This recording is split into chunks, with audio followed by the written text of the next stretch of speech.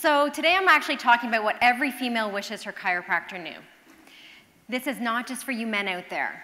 This is for female DCs as well. Why is that? Because we get into a groove. We forget to start looking around. We forget to listen. So that's what we're going to talk about. But first, I want to start with a video. All right, now men's brains are very unique. Men's brains are made up of little boxes. And we have a box for everything. We've got a box for the car. We got a box for the money. We got a box for the job. We got a box for you. We got a box for the kids. We got a box for your mother somewhere in the basement. We got boxes everywhere. And the rule is the boxes don't touch.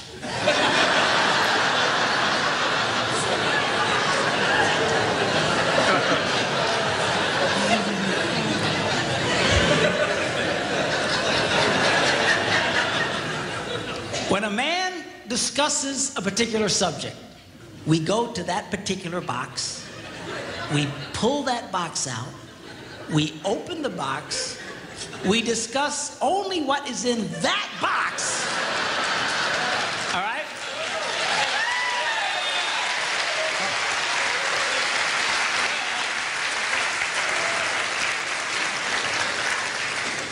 And then we close the box and put it away, being very, very careful not to touch any other boxes.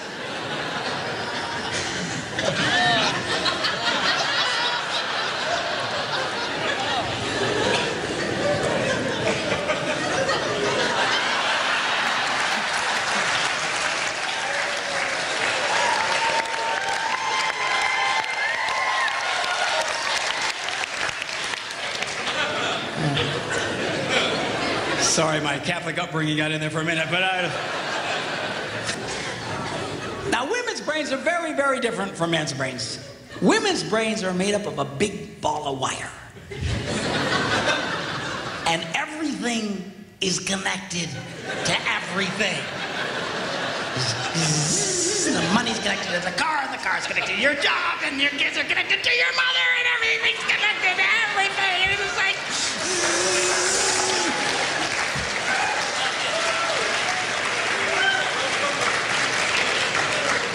It's like the internet superhighway, okay? And it's all driven by energy that we call emotion. It's just... It's one of the reasons why women tend to remember everything. Because if you take an event and you connect it to an emotion, it burns in your memory and you can remember it forever. The same thing happens for men. It just doesn't happen very often because, quite frankly, we don't care. Now, how true is that, right? I bring you that video because we have to remember male and female brains are different. They really are. If you look at it, male brains are 9% larger than females when corrected for body size. But did you know there's the exact same number of brain cells? Women's brains are just more tightly woven. It's true. We're crossing both sides of the brain. We think differently, so we need to be treated differently. We need to be educated differently. The other thing is 99% of the brain is exactly the same, but that 1% changes it all. It affects our neurons differently. It affects the way we think. It affects the way the hormones interact with us. But we're born this way, and I thought this was actually really cool. At 26 weeks, they did an ultrasound, and they actually could see that the corpus callosum was thicker in females than in males. Why? Because it's setting up so we can cross to both sides of the brain. Male brains, 6.5 more gray matter, thinking matter. Sorry, guys, does not mean you're smarter. They thought that originally. Proven wrong. Yes. Female brains, 9.5 times more white matter. But see this picture? On your left, that's the way language is perceived and understood in a female brain. On the right, that's a male brain. It's unilateral. So we wonder why we're sitting there talking to our significant other or patients, and you're like, how do you not understand? I always say to my husband, follow the bouncing ball. Like, I've jumped to 8 different topics in my mind totally makes sense. What I've learned over time is I've had half the conversation in my head first because I figured it all out, and I'm jumping halfway through and I can't understand why he doesn't get it. Why?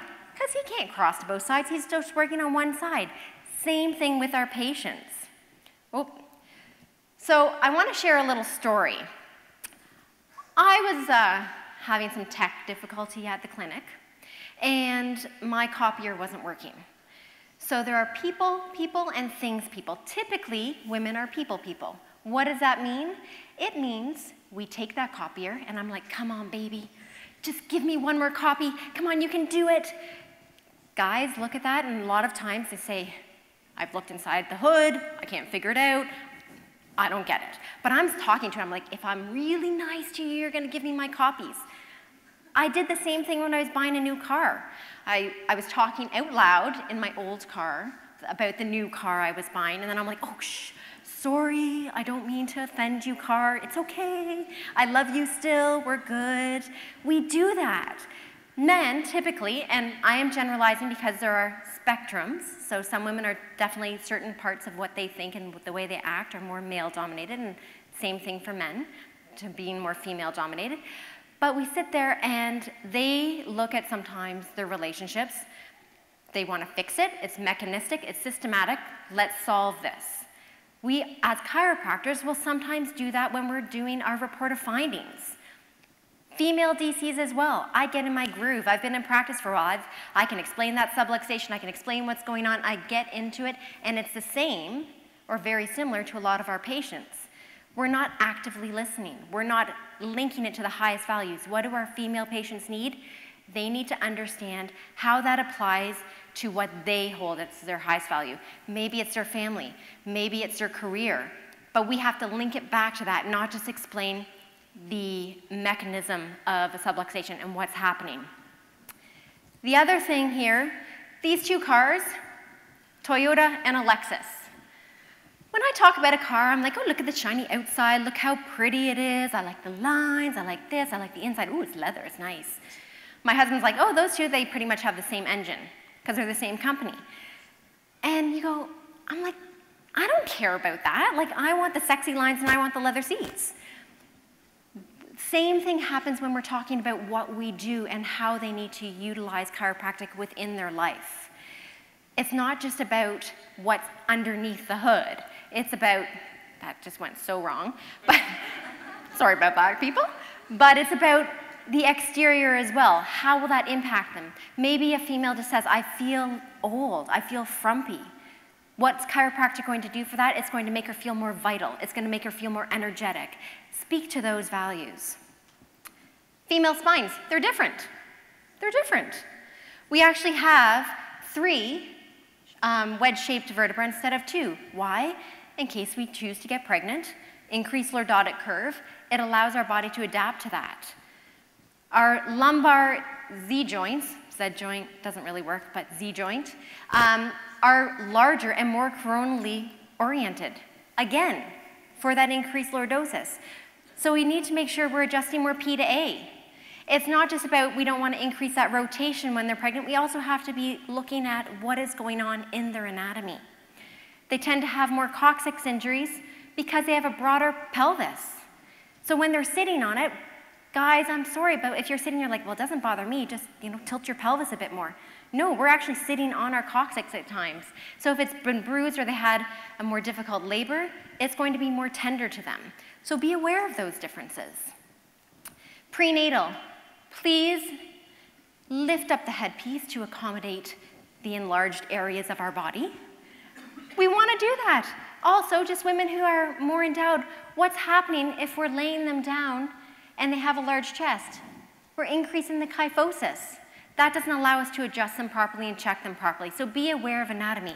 Also, same thing applies if you have a larger tummy. Adjust the table to them. But for prenatal, we need to make sure that the dads understand more about labor and delivery. Because it's been proven by Boyce in 2007, the father had insufficient information about pregnancy and childbirth, were at risk of being distressed. Distressed dad equals distressed mom equals distressed babies. So let's educate them. Women typically make the decisions for the healthcare of their family. So we want to ensure that they are feeling supported by everyone that's around them as well. We get mummy brain. Our brain circuits change. We have huge amounts of cortisol flying through us when we're pregnant, so therefore our increased estrogen and progesterone help us deal with that. But we also have that cortisol because we are on high alert. I call it like the mama lion. You are gonna protect this little munchkin no matter what. So your patients who've been coming in forever and you feel understand chiropractic, become pregnant, and all of a sudden they have these obscure questions, and you're like, we've covered this. Why? Their brain has changed. They're focusing on what they're growing inside, and nothing else necessarily makes sense. Re-educate in little nugget, bite-sized pieces. Cool study, Bridges 2005. Continuous physical contact with a child allows your brain to release oxytocin, our love hormone. We love everybody, everyone's happy, it's great. It also, the cool thing about that, also happens to adoptive parents. Any close contact for extended periods of time with your infant or child does the exact same thing. So acknowledge that. Their brain circuitry changes. Just because you didn't deliver that child does not mean that things aren't changing inside your body. A little nugget for you. PMS, pelvic cramping, endometriosis, all these things that are going on, vaginal pain after intercourse, could this alter a woman's life? Absolutely. Could it alter their significant other's life or their partner's life? For sure. Cool thing is, it's been linked that also adjusting, number one, checking and adjusting, but there could be trigger points there. Trigger points in the quadratus lumborum muscle and also trigger points in the adductor magnus muscle have been shown, if you work on those as well as adjusting, will oftentimes alleviate or eliminate those pains. Side note, also for testicular pain and low back pain. So look at these things. Think a little bit outside the box. I'm not saying sitting there and do tons of soft tissue. Absolutely not. Or refer them to a massage therapist and say, focus on these. But look at those things as well. Hormones. Oh, hormones. So awesome. I have a 12-and-a-half-year-old daughter learning all about hormones right now. So hormones affect everything, but one thing I want to focus on is when women need to feel like they belong. If they feel like they've been left out, it actually changes what's going on. Everything bottoms out except their cortisol, and they become stressed. It has been proven scientifically, everything bottoms out. So you wonder why they kind of go a little crazy, and you see teenage girls and you see women who, are doing cat fights because they feel left out and they think someone dissed them and this happened. Why? They actually have gone a little crazy because they feel left out. So it's really important to create that atmosphere where they feel connected. Hug it out. Guess what happens? Have you guys ever heard oh, we had a fight, come on, you have to hug it out? And I used to make my kids apologize and hug, and my son would sometimes be like, I don't want to, I'm not really sorry. And it's true, half the time, they're really not sorry. He threw that whole timeout thing way out the window for me, because for my daughter, I'd give her a timeout. She's like, I'm so sorry, Mommy, I love you. I've disappointed you, I don't want to disappoint you. My son's like, I'm 2, and I will sit here for 30 minutes, and I could care less. I was like, this is all I've got. What am I going to do? Hugging it out, oxytocin. It increases your oxytocin release. What does that make us do? Forget. So the fight doesn't seem so bad. It's not so bad. So women have these fights and it seems horrific, and then you hug and everyone cries and you're lovely, and then you're like, oh, it wasn't so bad. It's oxytocin. Having hug days in your clinic, if that is the way you choose to run things, is great. If they're having a horrible day, hugging your patient or having that contact will increase that oxytocin release, will allow them to feel like the day wasn't so bad anymore. If you are not comfortable doing it yourself, having team members that will do it. Have a hug day. Say it's a hug day. Anyone who wants a hug, let me know. Once they start seeing people getting hugs, they all want it. And it's great for you too, so enjoy that.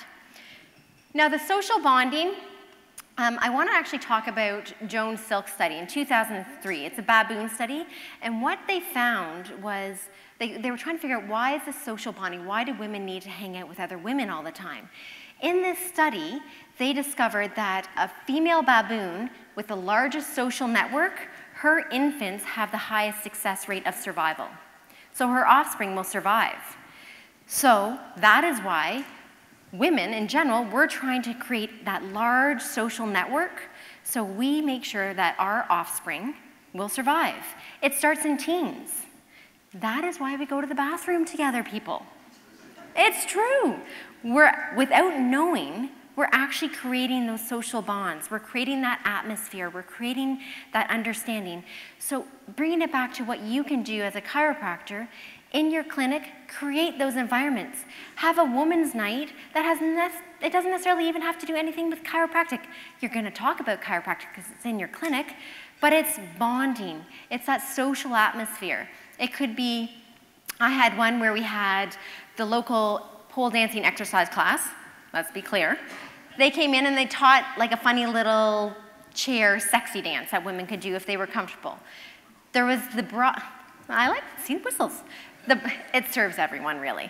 We had a company come in and do the European bra fitting, so women actually got bras fitted properly. We had other natural skincare lines. We just had, and we had wine and cheese.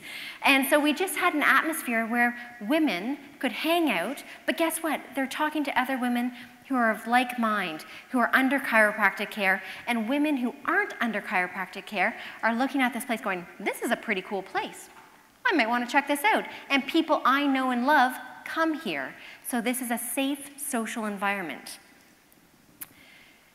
And the last thing is meet them where they are at. The reason I find this is so important is we have to remember when we do our report of findings, what Kathy said today when she talked about her patient Gail, and she was talking about all the reasons why this woman came up with the idea of why she couldn't exercise. We all do that in different ways, but a lot of our patients, and in particular our female patients, honor the fact that what it took for them to come into your office for the first visit with their 3 munchkins, their hair is off to the side. They're like, I am one of those mothers that I haven't brushed my teeth in 5 days and I haven't had a shower in 2 weeks and I don't know what I'm doing, but they're there.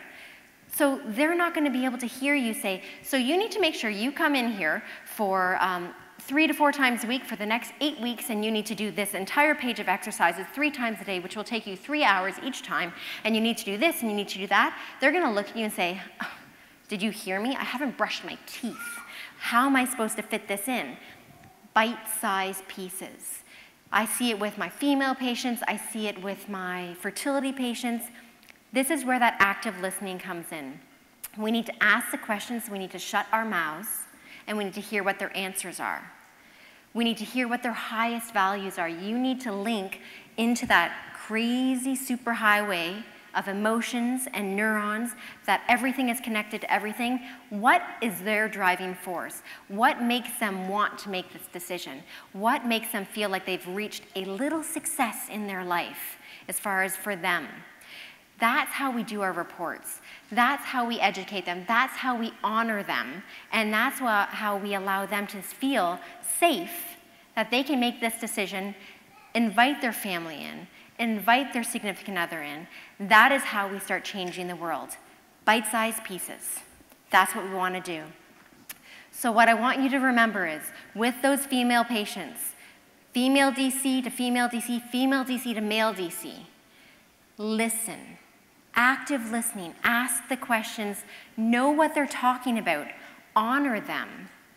And allow them to help drive their care and be invested in their care so they can then bring in their family, and we can start allowing all these individuals and all these families and all these munchkins to be under care, but also start changing generations. Thank you so much.